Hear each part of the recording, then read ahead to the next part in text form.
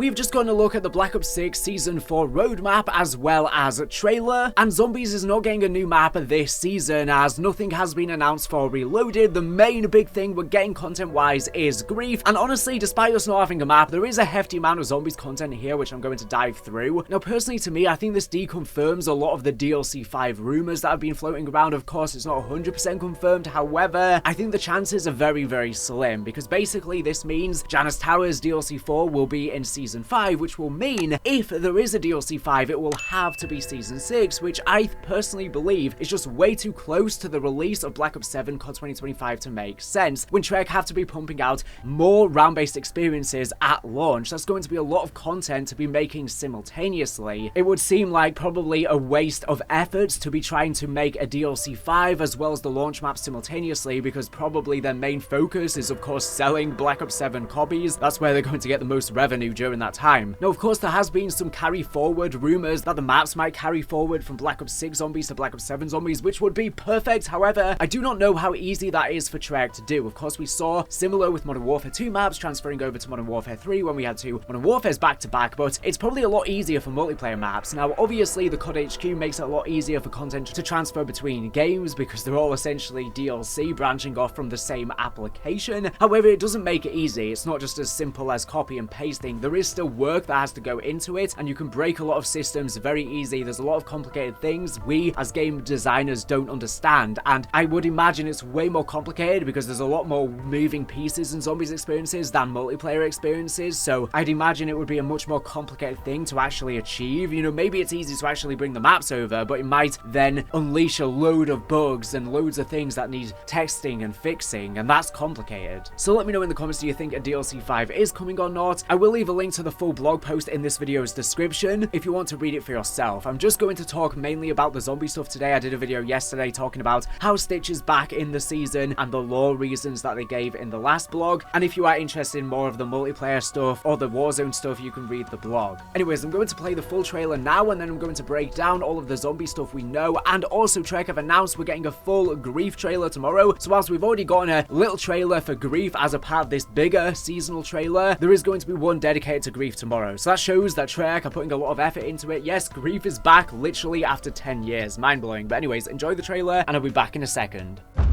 The code names point to Pantheon, but we need someone who can crack them. Time to see an old friend. All right, Adler. Make me a deal.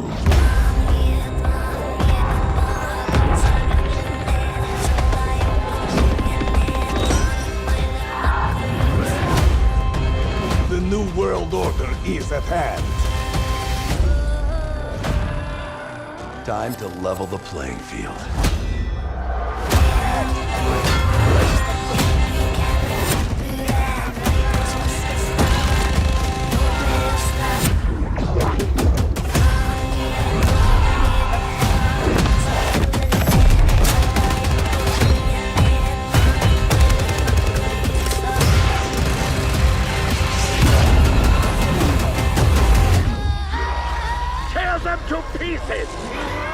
Keep your heads on a gimbal for Grief songs. Get them before they get you. Come on, big fella. Let's paint the town red. No! Their team is falling apart!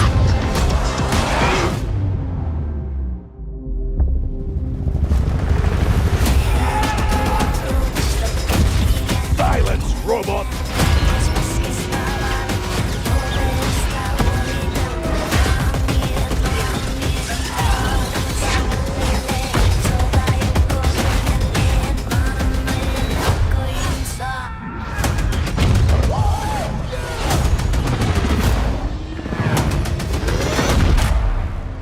What now? Time to deal with the devil.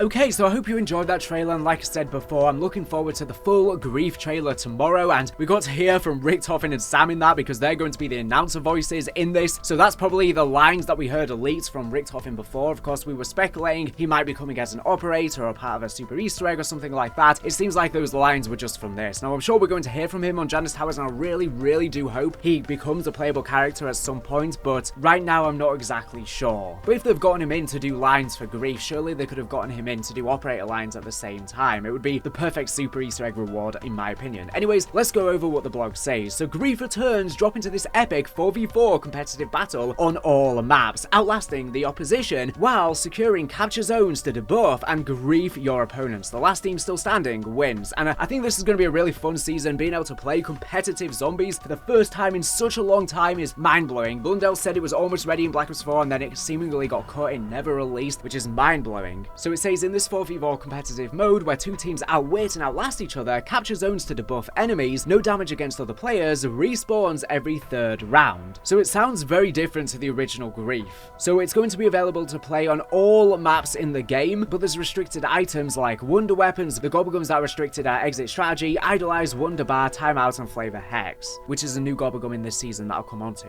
Not seen since Black Ops 2, Grief returns to zombies. This fan favorite mode pits two teams of 4 against each other, with both sides vying to outsurvive the other. As the battle lines are drawn between Sam and director Richtofen, each team pledges their support to one of these rivals at the start of the match, subsequently receiving handler communication support from one of them throughout the ensuing chaos. So like I said, they'll be speaking to you, which I am so hyped to hear Richtofen. Everyone's just going to be wanting to play as Richtofen. I mean, they even did a poll on Twitter and Richtofen is winning by a country mile, especially since obviously Sam's voice actor got replaced. But everyone just wants to see Richtofen. This is proof he should release as an operator. Indirect PvP combat. So you're not going to be able to directly shoot each other, like for example the cut PvP mode was going to be for Modern Warfare zombies. The action is almost immediate as both teams drop into either side of the same Grief arena within the chosen zombies map, and indirect PvP combat comes into effect. The two teams of 4 players can't outright kill members of the enemy team, but can interact with them by body blocking or stowing them by using melee, bullet-based weapons or projectiles. Victory conditions. The winning team is the one that manages to grief their rivals into being killed or entering a down state. So basically, it's a troll mode, hence the name Grief. You have to basically troll each other to try and cause the other team to go down without being able to directly kill them. As long as one or more team members are upright, the match continues. Grief Arena features. The action is constant and can get incredibly chaotic, due in part to your proximity to your opponents and the hordes of undead encroaching on your team. Thanks to the arena being a subsection of the main zombies map, these are known as Grief Arenas. Within a Grief Arena are a variety of features. An open environment. Grief Arenas are clearly defined areas where any critical doors have already been opened and the power will already have been turned on. All other door buys are inactive, but both teams spawn on opposite sides of the arena, each in a group of 4. Player respawning. Any team members that are downed, provided one or more of their team are still alive, can be revived at any time. Though rival teams, undead enemies, and shock charges can hamper this action. Additionally, a wave respawner triggers every 3rd round, automatically reviving any eliminated teammates from both teams. Join in progress. Any player not in the game can join up until round 10 has been completed and has a small grace period to orient themselves before they are swarmed by zombies. Additionally, if a team has won back-to-back capture zones, which I'm about to explain, join in progress is not available. Essence and salvage. Unlike in standard playlists, salvage pickups in Grief are worth 100 salvage, visible to all players, and can only be picked up by the first player to grab it. Rounds will progress faster than usual, and the amount of zombies per round has been increased to account for 8 players. All undead entities, except for bosses, are to be expected. If players fail to kill zombies, the round will turn. So yes, that's right, mimics, manglers, they're on any single map you play on Grief, so this is going to be crazy and there's going to be a ton of zombies, and basically this is going to mean if one team is doing pretty badly and killing the zombies but they just about manage to survive, it's going to make it extra hard for the other team, which I guess could be even a strategy to use. But you could get really swarmed here. It's going to be so much fun. Games could be over like that very quickly. Games could last forever. The good thing about this mode is that I think it has more variety than just your standard round-based map in terms of how differently the games can play out, because all of the other players are being factored in. The core mechanics. The Arsenal Pack-a-Punch, Mystery Box, Crafting Tables, Perk Machines, Gobblegum Machine, with the Gobblegums I mentioned earlier restricted, Armor Warbuys and Wonder Fizz Machine are available in a Grief Arena where they normally reside, or in a new location if they don't normally exist in this portion of their respective maps. Note, while the the current gobblegum restrictions are in place to keep matches dynamic yet balanced, additional restrictions may be made in the future as the developers keep an eye on game balance similar to ranked play. So yeah, they're probably going to have to restrict some in the future, but honestly, I think the list they provided of restricted gobblegums is way too short. They should be restricting way more. Honestly, gobblegums should be banned from this mode. It doesn't make sense. Surely that's just pay to win. If you have better gobblegums, you're going to be at a massive advantage. I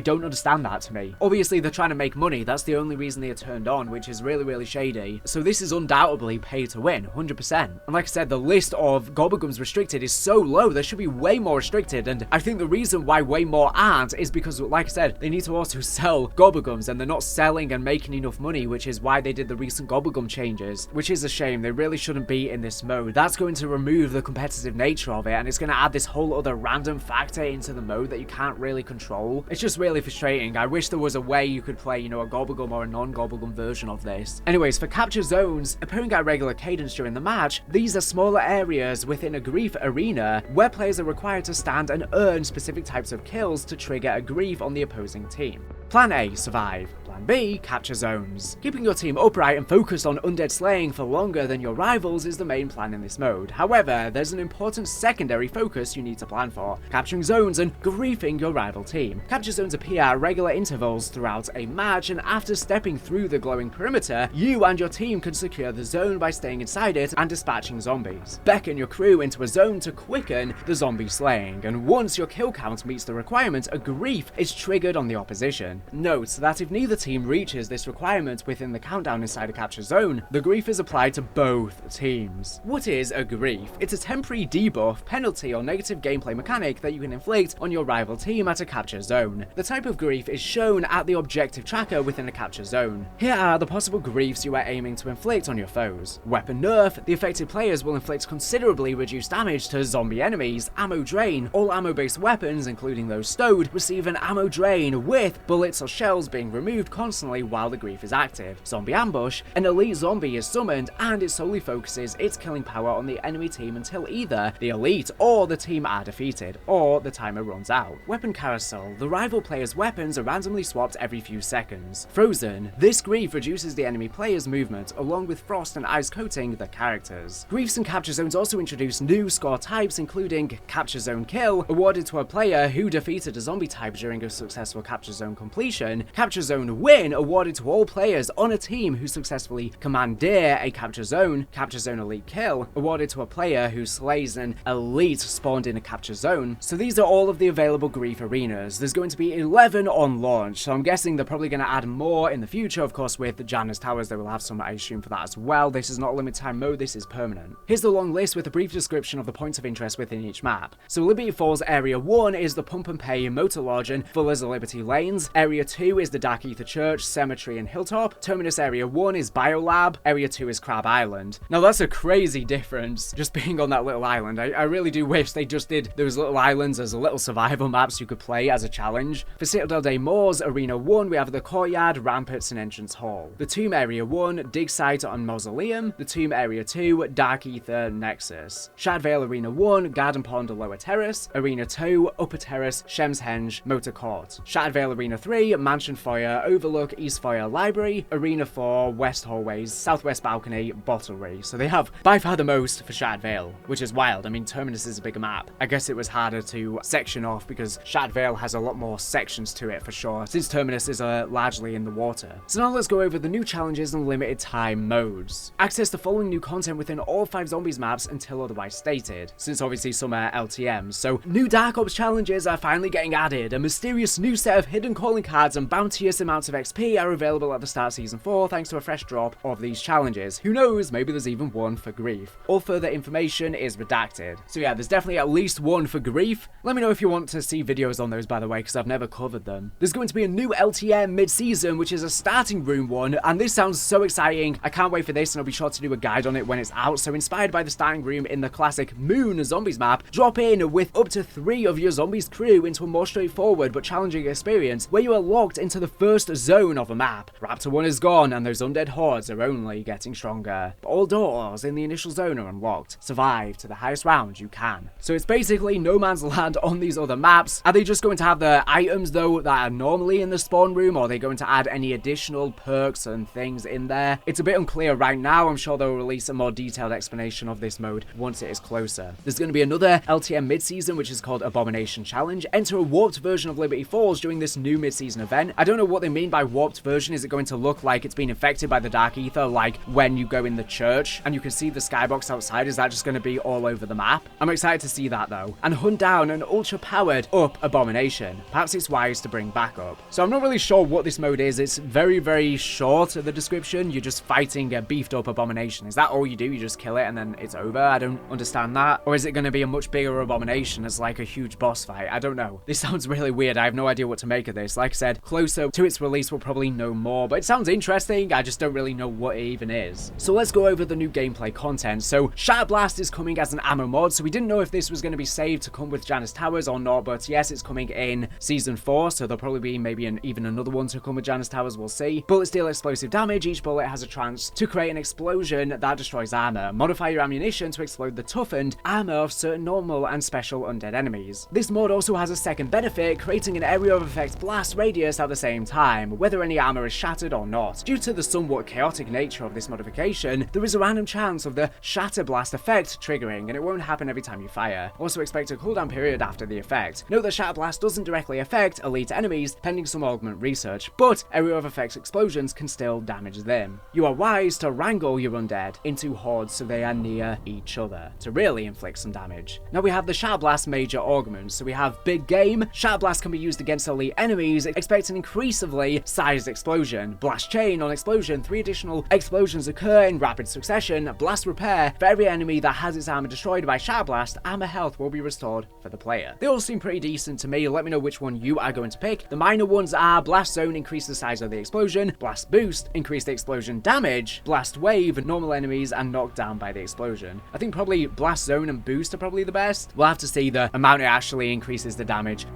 the explosion radius. So these are the new gobblegums coming at launch. So we have Explosive Flourish and Epic. Reloading your weapon creates an explosion around you, so just like Electric Cherry, but a lot stronger. Gobblegum lasts 2 minutes. Flavor Hex, Legendary, activates a random Ultra Gobblegum. So it's a Gobblegum that activates a random Gobblegum, but higher rarity. We have Rain Burps, which is a whimsical, zombies killed, belch sparkly rainbow bubbles, lasts 3 minutes. That sounds hilarious. There's also going to be a new support weapon, which is Grim Reaper in mid-season, available as a reward as a part of the Rivals event. It's going to be 2,000 salvage. Hammer away at the crafting table and assemble a powerful semi-automatic launcher known as the Grim Reaper, which deals out lethal damage to the undead with up to a quarter of missiles fired in one shot, with a capacity to carry up to a dozen rockets and the ability to fire them individually or as a quartet of devastation. This can level a courtyard of undead with a single launch. Unlock the support weapon once you've earned it via the Rivals event. And there's going to be some new events also coming. So on the roadmap, people have noticed King of the Dead, thinking that this is a new zombies map, but it's actually just an event. And this is going to be live June 26th to July 3rd. Eliminate zombies in any zombie mode to earn points to climb the leaderboard. So yeah, basic mode. And we also have Master of Grief, July 10th to July 17th. Collect essence in Grief to earn points to climb the leaderboard. So yeah, some pretty boring events in my opinion, but let me know what you think of all of this. And like I said earlier, they're releasing a full Grief trailer tomorrow, but they've already given us a description of how the mode functions. I don't know if we're going to get another blog tomorrow explaining further details about Grief, because the blog does not specify. If they're going to do a strategy guide for it, maybe it'll drop next week. But anyways, I'll be sure to cover you if anything does drop. Let me know if you are excited for it. Are you fine with this season not having a map? I'd rather than wait to get the map right, and I think that this season it has adequate zombies content. Grief's going to be a lot of fun. I can't wait to try it out. The maps are going to play so differently playing against others. Anyways, thank you for watching the video. Make sure to subscribe if you're not already for latest and greatest Call of Duty news and information. So anyways, thank you for watching, and bye.